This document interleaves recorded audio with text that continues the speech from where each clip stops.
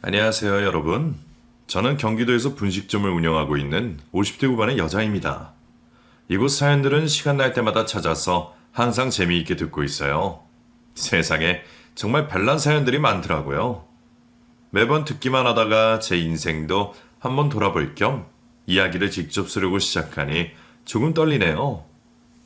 제 나이쯤 되면 원하지 않아도 인생에 이런저런 좋은 일, 나쁜 일 많이 겪어보게 되잖아요. 저도 오늘 제 인생을 한순간에 180도 뒤집어 놓은 그 이야기를 많은 분들에게 공유해보고 싶어서 이렇게 딸이 사준 노트북을 펼쳐서 글을 끄적이고 있습니다.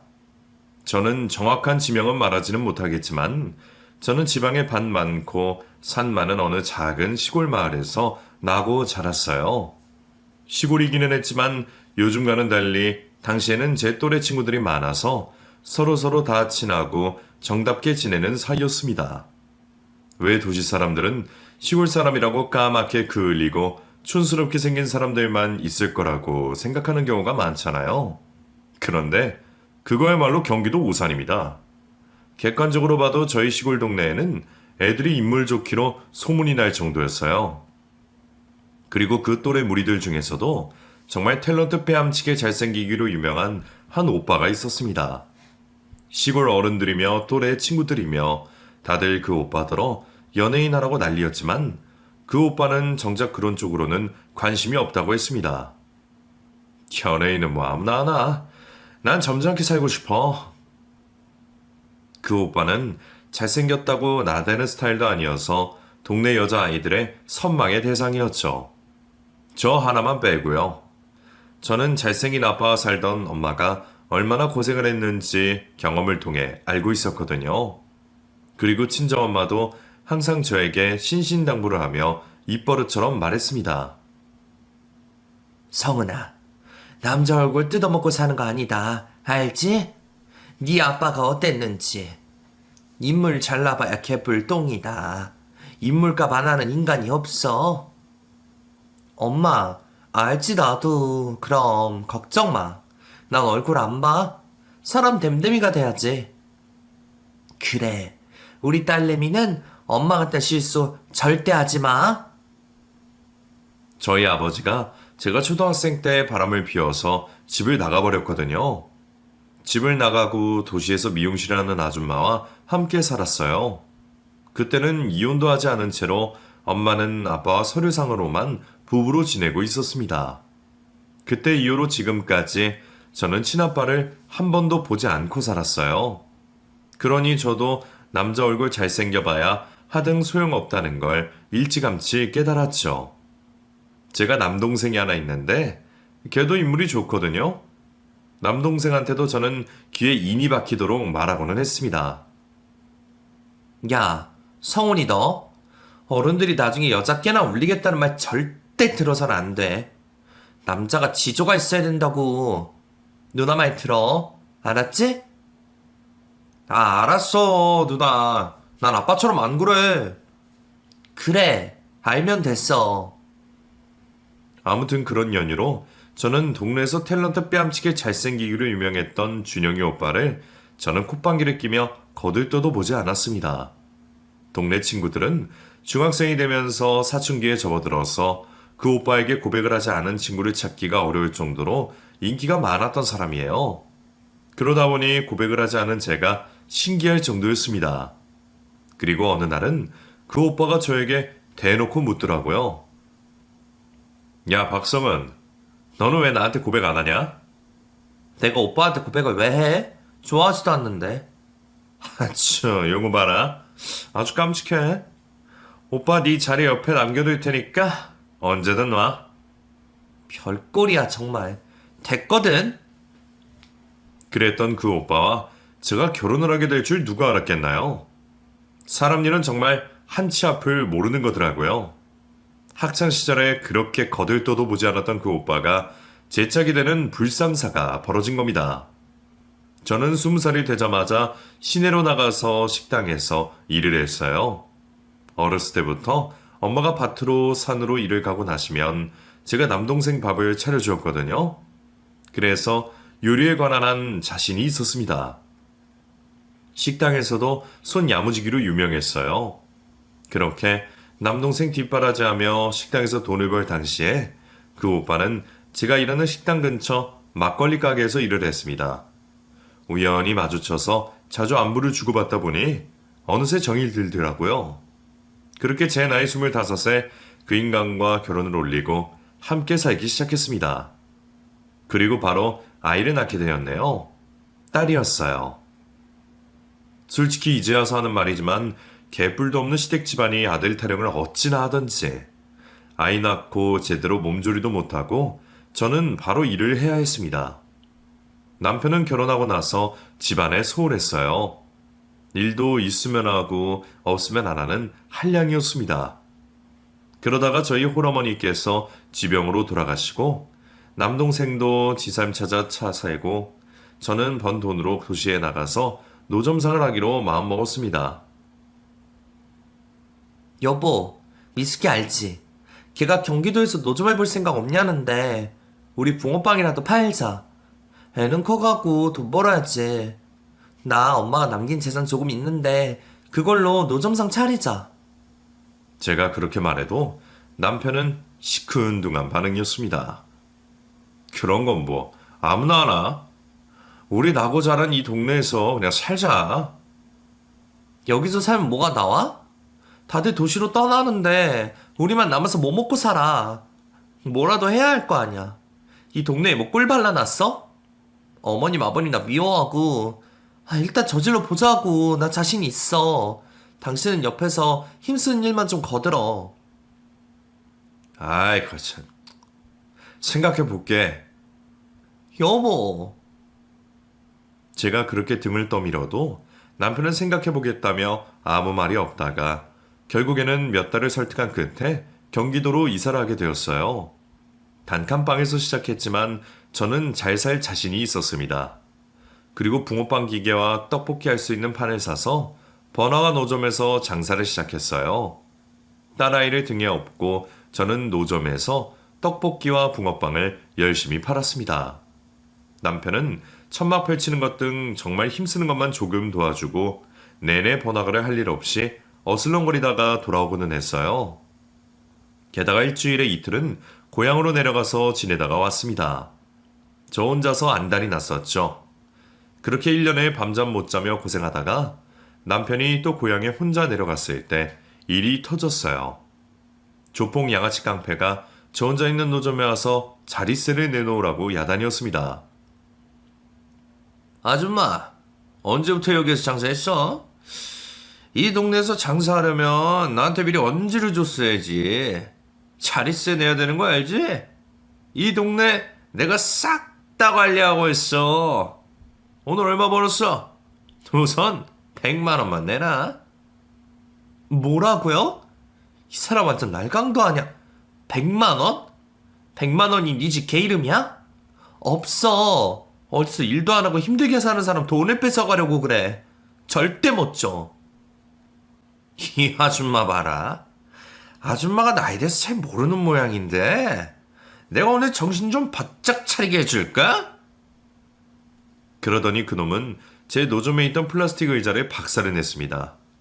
저도 지지 않으려고 고래고래 소리를 질렀지만 3살이었던 제 딸은 옆에서 울고불고 사람들은 구경만 하고 도와주지도 않고 정말 어쩔 줄을 모르겠더라고요.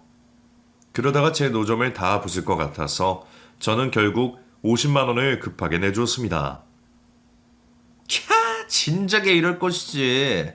아줌마, 앞으로 매달 50씩 주면 돼. 깎아달라고 좋게 말해주면 내가 깎아주는데. 떡볶이 맛있네. 다음 달에 봅시다. 그놈은 제가 만든 떡볶이를 하나 집어먹더니 그렇게 말하고 유유히 사라졌습니다. 그 나쁜 조폭놈이 가고 나니 온몸에 힘이 풀려서 저는 주저앉아서 엉엉 울었어요. 다음 날은 몸살이 심하게 와서 집에서 머리 싸매고 누워서 일도 나가지 못하고 끙끙 앓았습니다. 그러고 있다 보니 고향에 갔던 남편이 돌아와서 저를 보고 핀잔을 늘어놓더라고요. 그러길래 그냥 고향에서 살자니까. 괜히 타져서 이게 뭔 고생이야. 아휴. 아픈 와중에도 그런 소리를 들으니 소리를 꽤 지르게 되더라고요. 당신 지금 그게 할 소리야? 당신 그놈의 고향에서나 인물 났다고 유명했지. 우리 엄마 말이 맞다니까. 얼굴 뜯어먹고 사는 거 아니라고. 이제 정신 차리고 일 좀 해. 당신이 없으니까 그 양아치 조폭놈들이 더 미쳐서 날뛰잖아. 오늘 혼자 가서 붕어빵이라도 팔어. 아이, 기척 떨어지겠네. 알았어. 붕어빵만 하면 되지? 떡볶이는 안 한다. 얼른 나가기나 해. 그렇게 그날 남편은 처음으로 혼자 노점에 가서 일을 했습니다. 그리고 그날 돈을 꽤 많이 벌었던 모양이에요. 인물 좋은 게 그럴 때 도움이 되더라고요. 여자 손님으로 문전성시를 이뤘고 남편은 돈 버는 맛을 알게 되었습니다. 그날 이후로 남편은 성실히 노점에 나와서 붕어빵을 구웠어요. 남편이 옆에서 도와주니 그래도 없는 것보단 든든하고 돈도 잘 벌렸습니다. 그 덕분에 경기도로 상경하고 5년 만에 오래된 아파트이긴 했지만 방 3개짜리 아파트로 이사도 할 수 있게 되었습니다. 이사를 가서 저는 둘째도 딸을 낳았습니다. 그리고 돈맛을 한 남편은 경제권을 본인이 가져가겠다고 했어요. 이제 통장이고 뭐고 우리 집 재산은 내가 관리할게. 내가 가장이잖아? 당신이? 웬일이야? 이제 붕어빵 팔면서 돈 버는 재미라는 거야? 돈 관리 어려워. 잘할 수 있겠어? 당연하지. 돈은 남자가 관리하는 거야. 내가 잘할 테니까 걱정 붙들어 매. 우리 허리띠 바짝 조이고 살아야 돼. 당신 은근히 해퍼. 알지? 내가 뭘 해프다고 그래? 나처럼 절약하는 여자가 어딨다고. 내가 옷을 사, 가방을 사? 생필품 같은 것도 아끼란 말이야. 물티슈랑 화장지 이런 것도 다 모이면 큰 돈 든다고. 얼씨구? 애 기저귀 갈고 엉덩이 닦아야 되는데 뭔 소리야. 오버하지 마. 아, 남편이 말하는데. 평소 살림에 관심도 없던 남편이 갑자기 그렇게 변했습니다. 그리고 그때부터 사사건건 간섭을 하고 생활비도 빠듯하게 주더라고요. 한 번 준 경제권을 다시 돌려받기는 하늘의 별 따기보다 어려웠습니다. 아이들도 커가면서 아빠에 대한 불만이 많았어요. 여자애들이라 사춘기 때는 한창 꾸미기를 좋아하는 나이인데 제가 받는 생활비는 한정적이었고 남편은 돈을 줄 생각을 하지 않았거든요. 엄마, 나도 나이키 신발 좀 사줘. 나만 맨날 브랜드도 없는 시장 신발 신고 다니고 나 진짜 창피해. 아빠한테 돈 좀 달라고 해. 맞아, 언니 말이 다 맞아. 나도 갖고 싶은 옷 있단 말이야. 그리고 나도 피아노 학원 다니고 싶어. 애들이 그렇게 조를 때마다 저도 속이 상해서 남편에게 말했습니다. 여보, 애들 옷이랑 신발 좀 사줄게. 이번 달 생활비 좀 넉넉히 줘. 수진이는 피아노 학원 다니고 싶다는데. 뭐? 피아노 학원? 옷? 신발? 이것들이 지금 제정신이야? 아니, 뭘 그렇게 승질을 내? 당신 혼자 돈 벌어? 나도 여름에 땀 질질 나는데 불 앞에서 떡볶이 만들고 돈 벌잖아. 이게 보자 하니까 내가 뭐 나 혼자 잘 살라고 이래? 요즘 당신 없을 때 조폭 깡패 새끼들이 돈 달라고 야단이야. 그놈의 내가 조금이라도 덜 주려고 설설 기고 있는데 그런 것도 모르면서 여편 내가 돈만 밝혀 아껴야지. 아휴, 참 내가 당신이랑 뭔 말을 하나? 차라리 예전에 집안일에 눈꽃만큼 관심도 없을 때가 편했지.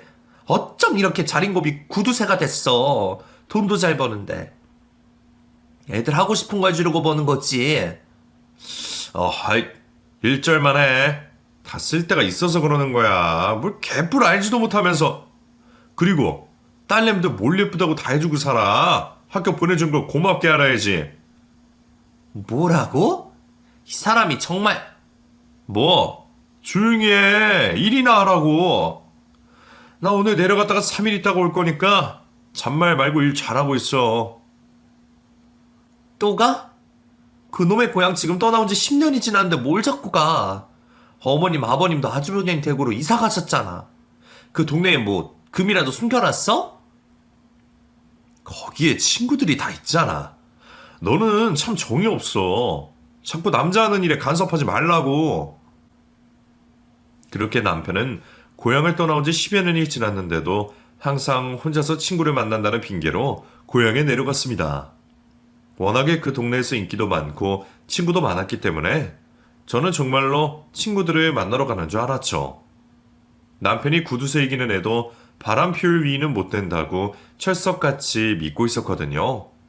그도 그럴 것이 친구들을 만나고 오면 누가 와이프 놔두고 술집 여자랑 바람을 피워서 난리가 났다느니 더러워서 죽겠다더니 그런 요구에 자주 입버릇처럼 말했거든요. 그러니 저도 그 인간이 그런 쪽으로는 결벽증에 걸린 사람처럼 깔끔할 것이라고 착각을 하고 있던 거죠. 저는 그렇게 남편이 고향에 내려가 있는 며칠 동안 번 돈을 몰래 비상금으로 챙겨서 딸들 학원비도 보태주고 가끔씩 옷도 사주고 했습니다. 남편이 알면 사단이 날 테니 티가 안 나게 조금씩 모아서 그렇게 한 거였어요. 그러면서도 사실 제 스스로가 한심하기는 했습니다. 버젓이 저도 같이 버는 돈인데 왜 이렇게 남편한테 눈치를 보고 살아야 하나 싶어서요. 아무튼 그렇게 딸들 공부를 시킨 덕분에 첫째 딸은 꽤 알아주는 대학에 입학을 하게 됐습니다. 그때도 야단이 났었어요. 남편이 등록금을 주지 않겠다고 뻗댔거든요. 당신 수영이 대학 등록금 안 줄 거야? 대학 등록금? 그걸 내가 왜 줘? 기집애가 20살 됐으면 어디 나가서 돈이나 벌고 곱게 시집이나 갈 것이지. 대학을 왜 가? 뭐? 그게 자식한테 할 소리야? 첫째 딸이 그 좋은 대학을 갔는데 온 동네방네 자랑은 못할 망정 어떻게 아빠가 돼서 그럴 수가 있냐? 요즘 뭐 학자금 대출이니 뭐니 그런 거 있잖아. 그거 받으라고 해. 내가 쇠가 빠지게 번 돈을 왜 아들도 아닌 딸 대학 등록금에 써야 돼? 이 사람이 정말? 저는 주말에 늦잠을 자는 줄 알고 딸 모르게 남편과 대화를 나눴는데 어느새 언성이 높아졌어요. 그래서 남편과 대화를 하는 걸 방에서 들은 첫째 딸이 방문을 획 열고 나와서 울분을 토했습니다. 됐어. 아빠한테 새삼스럽게 뭘 바래? 알았어. 나 학자금 대출 받을게. 알바도 해서 이 집 나가서 살 거야.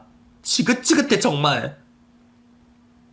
딸이 그렇게 처음으로 울분을 토하며 말했는데 남편은 오히려 적반하장 고래고래 소리를 지르며 혼쭐을 내더라고요. 이놈의 지지배가 그래, 너 나가 살아. 첫째 딸이 살림 미천을 내지 못할 망정 그 꼴난 대학 들어가서 집안에 거덜내려고 그래? 나가 살아. 바라던 바다. 정말 짜증나. 딸은 그렇게 말하고 방으로 들어가서 방문을 걸어 잠궜어요. 저는 남편에게 말했습니다. 당신 진짜 너무해. 왜 그래? 지금까지 번 돈 다 어쨌어? 이제 나도 내가 번 돈 내가 써야겠어. 평생 밖에서 일하고 집안일하고 내가 당신보다 우리 재산에 더 많이 기여한 거 알지? 아니 오늘 이것들이 진짜 날 잡았나? 어? 해보자는 거야? 어디 여자 목소리가 담벼락을 넘어가? 당신 정말 나이 들수록 왜 이렇게 사람이 쪼잔하고 꼬장꼬장하게 굴어? 당신 예전엔 안 그랬어. 내가 우리 딸들 잘 키우려고 매일 노점에 나가서 힘들게 일하는 거지. 당신 통장에 돈 쌓이는 거 보고 재미로 살라고 그렇게 열심히 일한 줄 알아? 통장은 혼자서 꽁꽁 숨겨두고. 진짜 이혼할까? 이혼? 이 여자가 진짜 미쳤어? 같이 화를 내도 안 돼서 저는 나중에는 남편 앞에서 빌기까지 했습니다. 여보, 그러지 말고 제발 수영이 입학금 좀 줘. 내가 다른 부업을 해서라도 다음 등록금을 보탤 테니까 처음만 좀 내줘봐. 제발 부탁해. 먹고 죽으라고 해도 줄 돈 없어. 그런 줄 알아? 에이 시끄러운 집구석. 나 내려갔다 올게. 또 가? 남편은 그렇게 딸 대학 등록금도 주지 않은 채 또 혼자서 고향으로 다니러 간다며 집을 나섰습니다. 남편이 나간 뒤에 저는 온 집안에 다 들쑤시며 통장을 찾고 돈을 찾았지만 통장은커녕 100원 한 장도 나오지가 않았어요. 딸한테 미안해서 어쩔 줄을 모르겠더라고요. 수영아, 엄마가 미안해. 내가 네 아빠한테 그때 경제권을 준 게 아니었는데 한량놈 가족 노릇하면 좀 달라질까 싶어서 줬더니 아휴, 이건 해도. 엄마, 난 괜찮어. 어차피 아빠랑 사는 건 엄만데. 나 학자금 대출 받으면 돼. 그리고 엄마, 이런 말 하는 건 좀 그렇지만 그냥 아빠랑 이혼해. 이혼 소송하면 엄마도 재산분할 받을 수 있어. 언제까지 아빠한테 절절매면서 살 거야. 엄마 보면 속상해 죽겠어. 에휴, 그래도 이 나이 될 때까지 같이 살았는데 이혼이 뭐 쉽냐? 엄마도 마음 같아서는 당장 이혼하고 따로 살고 싶은데 노점도 같이 하고 이래저래 같이 산 세월만큼 얽히고 설켜서 뭐 하나 간단하지가 않아. 알았어. 엄마, 나 아르바이트 월급 받으면 원룸 보증금 내고 거기서 살 거야. 아빠랑 살다가는 숨 막혀서 죽을 것 같아. 그래, 수영아. 엄마가 다 미안해. 그렇게 첫째 딸은 죽어도 돈을 내주지 않는 남편 때문에 20살이 되자마자 아르바이트를 해서 번 돈으로 원룸을 구해서 집을 나가버렸습니다. 대학 입학금도 본인이 학자금 대출을 받아서 마련했고요. 속이 상했지만 남편과 대화를 나누는 건 벽에다가 혼자 소리를 지르는 거나 매한가지였어요. 몇 년 뒤에 둘째 딸도 스튜어디스가 되겠다며 대학에 합격했지만 둘째도 학자금 대출을 받아서 대학 등록금을 스스로 해결했습니다. 딸들은 그렇게 자기들 인생 산다고 집을 나갔네요. 딸들 마음도 당연히 이해가 갔지만 저는 어쩐지 쓸쓸했습니다. 게다가 몸살 증상으로 온몸이 뜨겁게 달아올랐다가 식다가 아주 미칠 지경이었어요. 평생 몸 생각하지 않고 일만 하고 살아서 탈이 났던 모양입니다. 하루가 멀다 하고 온몸이 쑤셔서 일을 하기가 버거웠어요. 그런 저를 보며 남편은 잔소리를 해댔습니다. 너도 이제 나이 먹고 맛이 갈 대로 가버렸네. 뭐 약이라도 좀 챙겨 먹고 기운을 내야 될 거 아니야. 나가서 돈 벌어야지. 며칠치기 뭐야? 나 혼자서 일하고. 정말 지긋지긋하다. 나도 아픈 사람한테 못하는 말이 없네. 저는 남편의 잔소리와 악담에 이를 꽉 깨물고 일을 하러 나갔어요. 그리고 다음날 사단이 났습니다. 남편은 또 고향에 다니러 오겠다며 나가고 저 혼자서 노점에 일을 하러 나가려고 하는데 그 전날부터 슬슬 아프던 배가 정말 쥐어짜듯이 너무 아프더라고요. 움직일 수조차 없었습니다. 급한 마음에 저는 일단 첫째 딸에게 전화를 걸었어요. 수영아, 오늘 학교 갔어? 아니, 오늘 공강이야. 엄마 근데 목소리가 왜 그래? 엄마 배가 너무 아파. 지금 어떻게 해야 될지를 모르겠어. 뭐? 아빠는? 아빠는 또 시골 갔지. 내가 금방 갈게. 아니다. 엄마 일단 응급차 불러. 동네 병원 응급실 가 있어. 내가 그리로 갈게. 근데 내가 지금 돈이 없는데. 돈? 정말. 일단 가 있어. 내가 집에 가서 돈 찾아볼게. 나도 반값 내느라 지금 돈이 없어. 네 아빠가 어디 돈을 그냥 두고 나갔겠냐. 엄마 일단 빨리 병원부터 가. 저는 그렇게 배가 미친 듯이 아픈데도 응급실 가면 돈이 많이 나온다는 생각에 겨우겨우 걸어서 병원으로 갔습니다. 의사가 검사를 해보고 어떻게 혼자서 걸어왔냐고 신기해하더라고요. 이렇게 될 때까지 많이 아프셨을 텐데 중수염이세요. 맹장이 터졌다고들 하죠? 네? 그럼 어떻게 해요, 선생님? 수술하셔야죠. 그렇게 저는 그 다음날 아침에 바로 맹장 수술을 하게 되었습니다. 아픈 와중에도 병원비 걱정뿐이었어요. 수술을 하고 나오니 제 곁을 첫째 딸이 지켜주며 보호자로 있었습니다. 엄마 괜찮아? 그래도 수술하고 나니까 아픈 건 좀 덜하네. 아빠는 전화도 안 받아. 그리고 엄마, 내가 통장 찾았어. 뭐? 통장이 있어? 웬일로 네 아빠가 통장을 두고 나갔다냐? 침대 밑 깊숙한 곳에 뭔 금고가 있더라고. 그거 억지로 꺼내서 비밀번호 알아려고 별거 다 입력했는데 비밀번호가 뭔 줄 알아? 뭔데? 아빠 생년월일이더라. 진짜 아빠는 자기밖에 몰라. 참나 뭐. 아이고. 내가 병어미만 조금 찾아서 가지고 왔어. 네 아빠 통장 꺼낸 거 알면 야단 날 텐데. 그럼 어떡해. 그리고 엄마 아픈데 이런 말 하는 거 좀 그렇지만 통장 내역이 좀 이상해. 뭐가? 이민이라는 여자한테 매달 몇백씩 돈을 보냈더라고. 뭐? 이민이? 어디서 많이 들어본 이름인데. 거기다가 돈을 왜 보내? 짠돌이 구두쇠 네 아빠가? 그러니까 말이야. 아무래도 이상해. 아무튼 엄마 방귀 나오고 3일은 입원해 있어야 되니까 좀 쉬고 있어. 나 학교 갔다가 또 올게. 통장은 엄마 주고 갈게. 그래, 다녀와. 엄마 걱정하지 말고. 딸은 학교를 가면서 저에게 남편이 평생 쥐고 보여주지도 않았던 통장을 주고 갔습니다. 이민이란 이름을 어디서 많이 들어본 것 같은데 퍼뜩 기억은 나지 않더라고요. 그리고 판도라의 상자인 통장을 열어봤습니다. 정말로 남편이 이민이에게 매달 200~300만 원씩 꼬박꼬박 보낸 흔적들이 남아있었어요. 자기 딸들 대학 등록금은 곧 주고도 못 준다더니 이 많은 돈을 어디에 보낸 건지 궁금해서 미칠 지경이었습니다. 그리고 병원비를 내고 퇴원하려고 하는데 그제서야 남편이 득달같이 병으로 달려와서 야단이 났습니다. 이 도둑년들아, 모녀 섞였구나. 내 통장을 니들이 왜 멋대로 꺼내가? 그런 남편을 보고 첫째 딸이 질린다는 표정으로 고개를 내저었습니다. 아빠, 이 와중에도 그런 말이 나와? 엄마 지금 수술하고 나왔어. 그럼 뭐, 누가 아프래? 남편이 고래고래 소리를 지르는데 저는 어쩐 일인지 이민이가 누구였는지 퍼뜩 머릿속에 전구가 켜지듯이 떠올라 버렸습니다. 당신, 이민이? 제가 그렇게 소리치자 남편 얼굴이 새하얗게 질렀어요. 이민이가 누구야?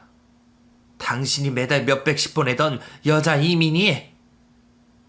그러자 남편은 얼렁뚱땅 넘어가려고 꾀를 부리더라고요.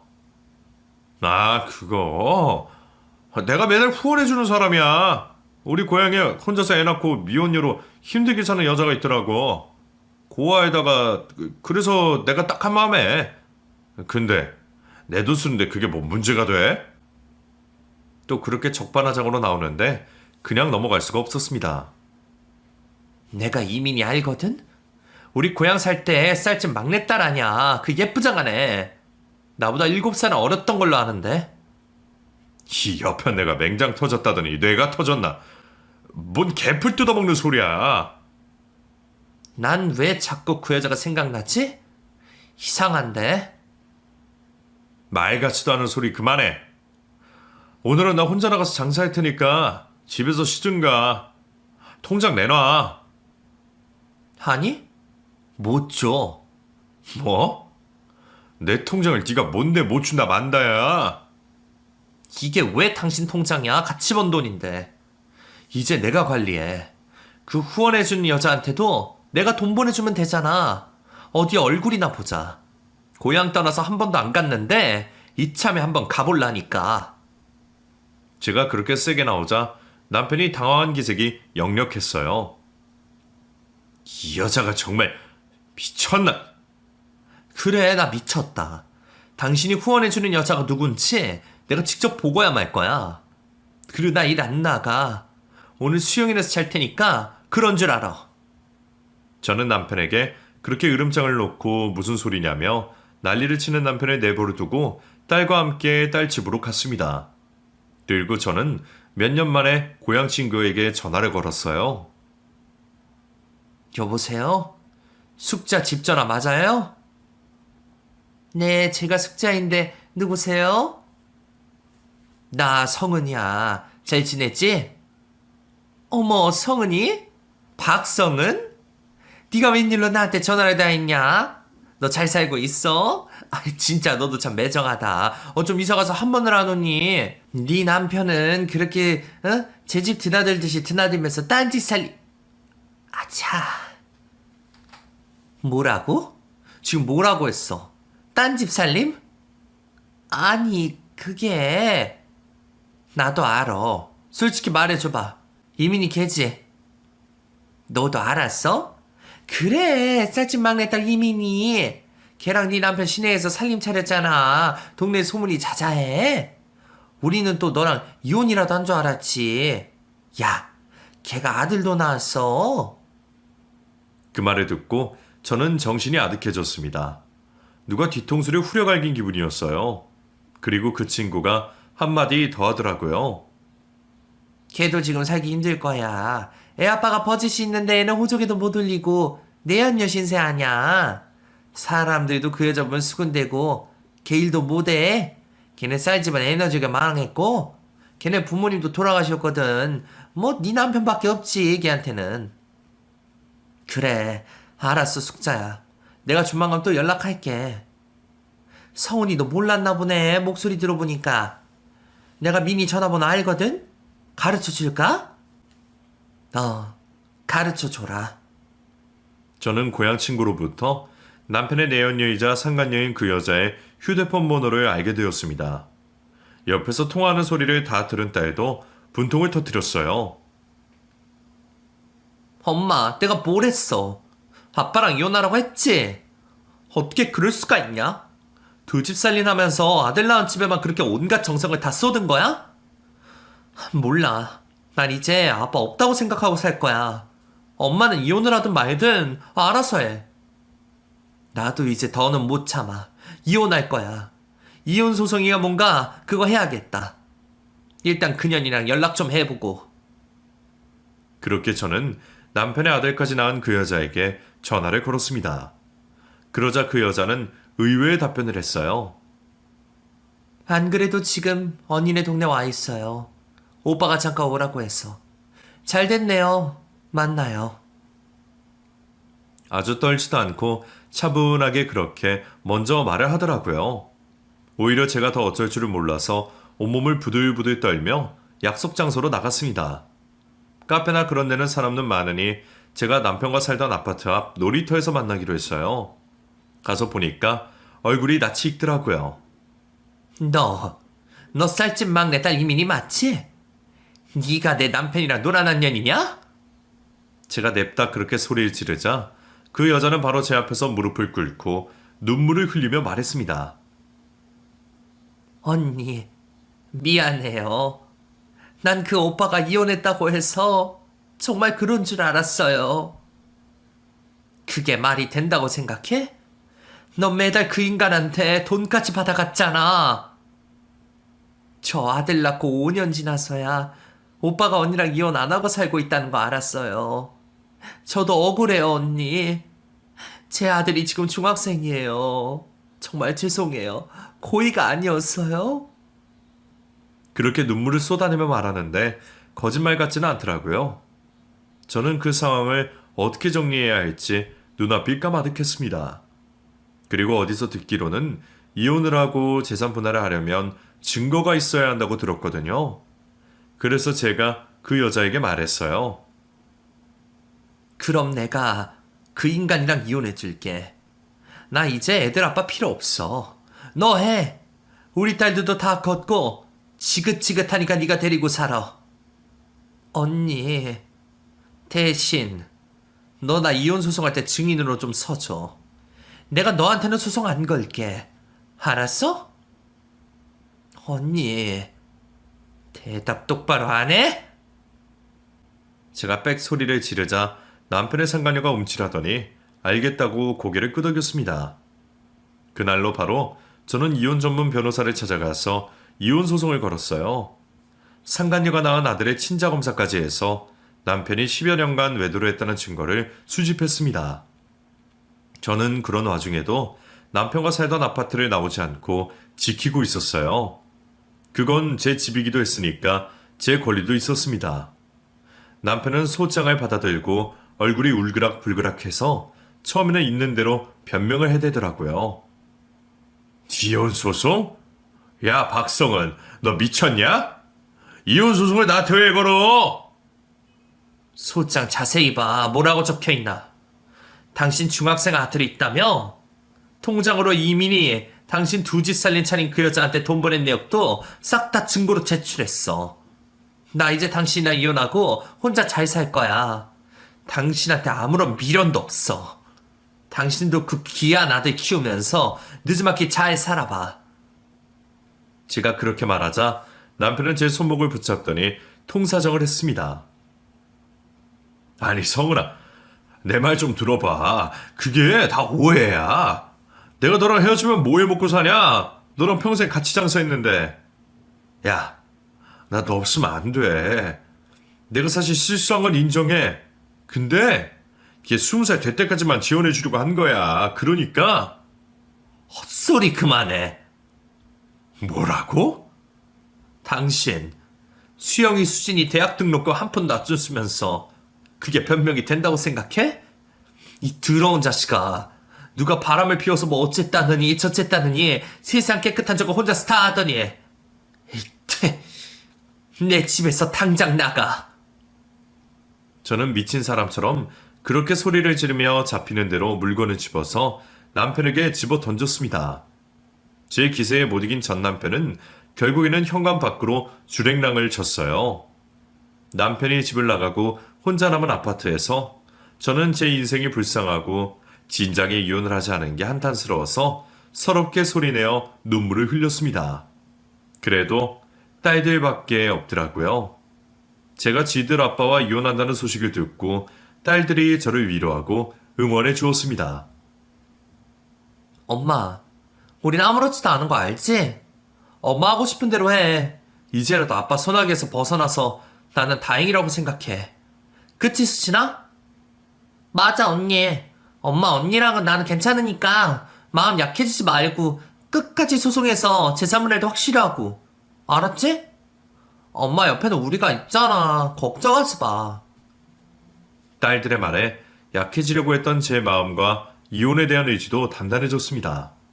남편은 소송을 하면 본인이 불리하다는 걸 알게 되었는지 제 마음을 돌려놓으려고 안 하던 선물도 하고 온갖 감언이설에 아양을 떨어댔어요. 성은아, 이거 명품 가방이야. 샤넬 알지? 샤넬. 자, 평생 나랑 살아줘서 고마워서 주는 거야. 앞으로도 잘 부탁해. 이혼 소송은 그만 취하하자. 지랄을 하네, 지랄을 해. 아주 지랄이 풍년이야. 야, 박성은, 진짜 이럴 거야? 낯짝이 두꺼워도 유분수지. 이제 와서 뭐, 샤넬? 저는 그렇게 말하며 남편이 건넨 가방을 남편 얼굴에 냅다 집어 던졌습니다. 아무리 저한테 선물 공세를 하고 제 마음을 돌려놓으려고 애써봐야 때는 이미 늦어도 한참 늦은 뒤였죠.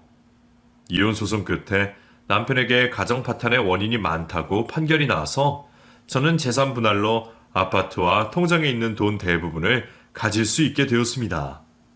그렇게 길고 긴 소송을 끝내고 저는 아파트를 팔아버렸어요.